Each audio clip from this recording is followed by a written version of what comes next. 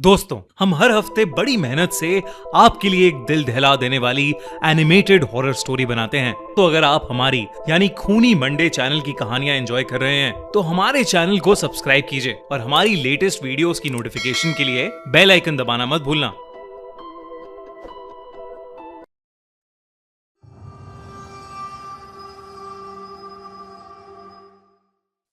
रात के 2:30 बज रहे थे।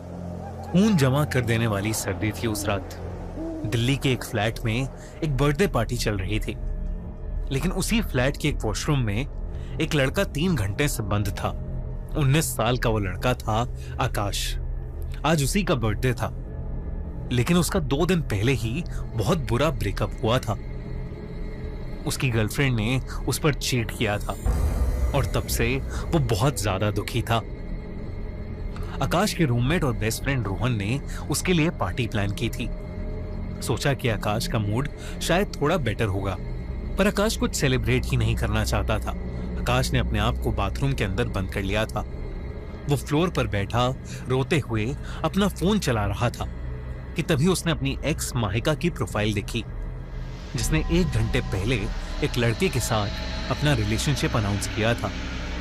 आकाश को चीटेड और हेल्पलेस फील हो रहा था। उसने उसी वक्त अपने फोन पर गुस्से में एक डेटिंग ऐप डाउनलोड की। अभी प्रोफाइल बनाए कुछ ही मिनट हुए थे कि उसकी स्क्रीन पर एक नोटिफिकेशन आया। It's a match. लड़की का नाम था प्रिया और प्रोफाइल पिक्चर बेहद खूबसूरत। आकाश ने उसे एक हाय भेजा। वहां से भी रिप्लाई आया, हाय, और फिर दोनों की बातें शुरू हो गईं। कुछ देर बाद बाहर का म्यूजिक बंद हो गया। आकाश को लगा कि शायद सब जा चुके हैं, तो वो बाथरूम से बाहर आया। रूम खाली था, तो वो आकर अपने बेड पर लेट गया। आकाश बिना रुके प्रिया से चैट करने लगा। थोड़ी ही देर में वो दोनों इतने कंफर्टेबल हो गए कि आकाश ने हिम्मत करके प्रिया से कहा कि उसे उस रात एक हग की बहुत जरूरत है और काश वो प्रिया को हग कर पाता। प्रिया ने आकाश को उसकी आंखें बंद करने को कहा। एक स्माइल के साथ आकाश ने जैसे ही अपनी आंखें बंद की, उसे लगा मानो उसके बेड से 2 हाथ निकलकर उसे कस के पकड़ रहे हैं। आकाश हल्का सा घबराया और उसने हड़बड़ाहट में आंखें खोली और अचानक उसके रूम की खिड़की एकदम से चकनाचूर हो गई। आकाश कुछ समझ पाता इससे पहले प्रिया ने उसे एक और मैसेज किया, क्या हुआ, तुम्हें लगी तो नहीं? इस बात पर आकाश के होश उड़ गए। आकाश ने उससे पूछा कि वो ऐसा क्यों कह रही है, तो प्रिया ने लोल लिखते हुए कहा कि उसने अपनी इमेजिनेशन में आकाश को बहुत जोर से हग किया था, इसलिए वो कह रही थी कि उसे लगी तो नहीं। आकाश को प्रिया की इस बात को सुनकर बहुत अच्छा लगा। एक्चुअली आकाश को जो अटेंशन मिल रहा था वो उसे बहुत सुकून दे रहा था। अब रोज रात उन दोनों की बातें होने लगी। एक दिन आकाश ने प्रिया से मिलने को कहा। उस रात आकाश के रूम पर उसका रूममेट नहीं था, तो उसने प्रिया से पूछा कि अगर उसे कोई प्रॉब्लम ना हो तो वो उसके रूम पर मिल सकते हैं क्या? प्रिया ने तुरंत हाँ कह दिया। रात के ठीक 8 बजे दरवाजे पर नॉक हुआ। आकाश ने भागते हुए दरवाजा खोला। सामने प्रिया एक बहुत ही सुंदर ड्रेस में खड़ी थी। आकाश ने उसे बिना हिचकिचाए गले लगाया और वेलकम किया। पर अजीब बात यह थी कि प्रिया का शरीर बर्फ जैसा ठंडा था। आकाश को लगा कि बाहर इतनी ठंड है कि प्रिया की पूरी बॉडी ठंडी पड़ गई है। उसने प्रिया को अपनी हुडी दी और उसे कंफर्टेबल होने को कहा। आकाश अपनी अलमारी को बंद करने गया तो उसकी नजर वहां लगे बड़े से आईनों पर गई और उसने जो देखा उससे उसकी सांसें रुक गईं। बेड पर प्रिया की जगह एक सड़े हुए मांस वाली डरावनी औरत बैठी थी। पर आकाश ने जैसे ही पीछे देखा तो प्रिया बेड पर नहीं बल्कि खिड़की के पास खड़ी मुस्कुरा रही थी। आकाश कुछ समझ नहीं पा रहा था। तभी प्रिया ने आकाश से कहा कि वो उसके लिए अपने हाथों से बर्थडे केक बना के लाई है, क्योंकि वो अपना बर्थडे अच्छे से सेलिब्रेट नहीं कर पाया था। ये सुनकर आकाश के चेहरे पर एक बड़ी सी मुस्कान आ गई। आकाश ने केक कट किया और दोनों ने एक दूसरे को केक खिलाया। दोनों बेड पर साथ बैठे बातें कर रहे थे कि अचानक आकाश को कुछ अजीब सा लगा और वो वॉशरूम की तरफ भागा। आकाश जैसे ही वॉशरूम गया उसे अपने पेट और गले में एक अजीब सा दर्द होने लगा। वो कुछ समझ पाता इससे पहले ही उसके मुंह से अजीब से काले पीले रंग के कीड़े रेंगते हुए बाहर आने लगे।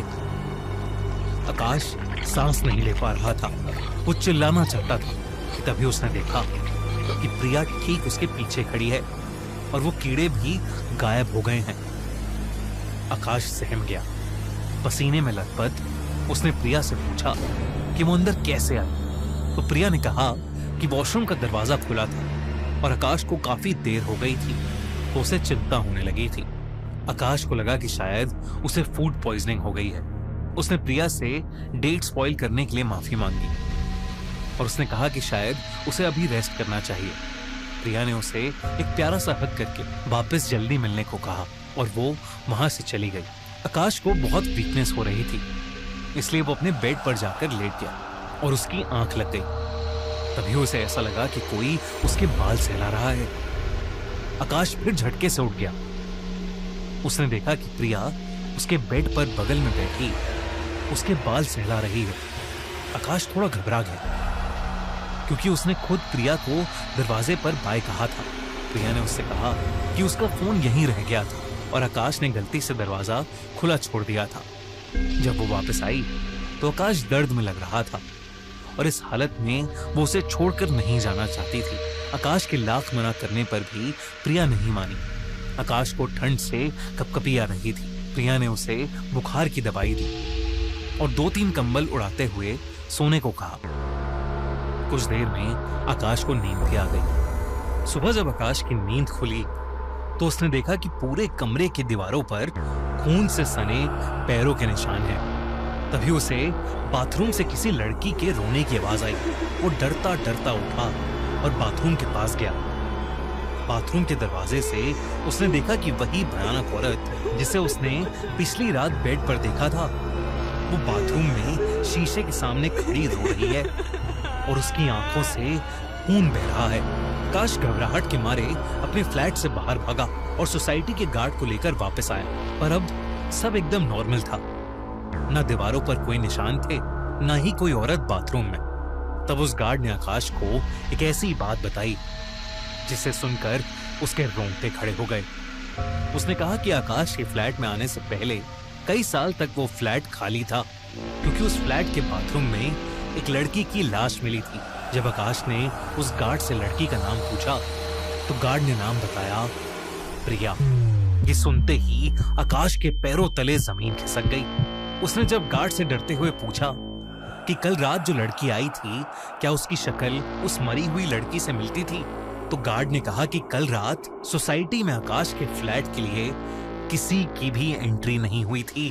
ये सब सुनकर आकाश की सांसें ऊपर नीचे हो रही थी।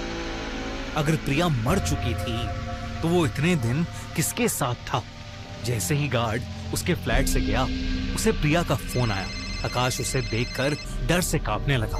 आकाश ने फोन काटा और अपनी डेटिंग ऐप भी डिलीट कर दी। जब प्रिया का फोन नॉन स्टॉप बजे जा रहा था तो आकाश ने अपना फोन ही ऑफ कर दिया। आकाश जल्द से जल्द वो घर छोड़ना चाहता था, इसलिए वो अपना एक बैग पैक करके घर से बाहर जाने लगा। लेकिन जैसे ही उसने अपने कमरे का दरवाजा खोला, प्रिया ठीक उसके सामने खड़ी थी। प्रिया गुस्से में थी। उसने आकाश से कहा कि वो उसका फोन क्यों नहीं उठा रहा था। धीरे धीरे वो इतना गुस्सा हो गई कि उसका चेहरा बदलने लगा और फिर वही हुआ जिसका आकाश को डर था। प्रिया उसी भयानक औरत में बदल गई और उसने आकाश को उसकी गर्दन से पकड़कर हवा में उठा लिया। वो गुस्से में आकाश के ऊपर चीखने लगी, इस बार मैं तुझे कहीं नहीं जाने दूंगी। आकाश प्रिया की ऐसी हालत देखकर सुन्न पड़ चुका था। उसकी सांसें खत्म हो रही थी कि तभी घर में रोहन आ गया और वो औरत रोहन को देखते ही हवा में कहीं गायब हो गई। आकाश ने सारी बात रोहन को बताई और उन्होंने वो फ्लैट तुरंत छोड़ दिया। आकाश एक नए फ्लैट में शिफ्ट हो गया था। कुछ महीने बीत चुके थे, सब कुछ एकदम नॉर्मल सा हो गया था। आकाश भी प्रिया वाला हादसा ऑलमोस्ट भूल चुका था। लेकिन एक रात जब आकाश घर पर ऑफिस का काम कर रहा था, उसका बंद फोन अपने आप ऑन हो गया और उस पर एक नोटिफिकेशन आया, इट्स अ मैच। उसने कांपते हाथों से फोन उठाया तो उसके फोन का फ्रंट कैमरा ऑन था और उस कैमरे में दिख रहा था कि उसके ठीक पीछे एक लड़की खड़ी थी, और वो लड़की कोई और नहीं, वो थी रिया। अगर आपको एक कहानी अच्छी लगी तो हमारा चैनल खूनी मंडे सब्सक्राइब करना बिल्कुल मत भूलिएगा।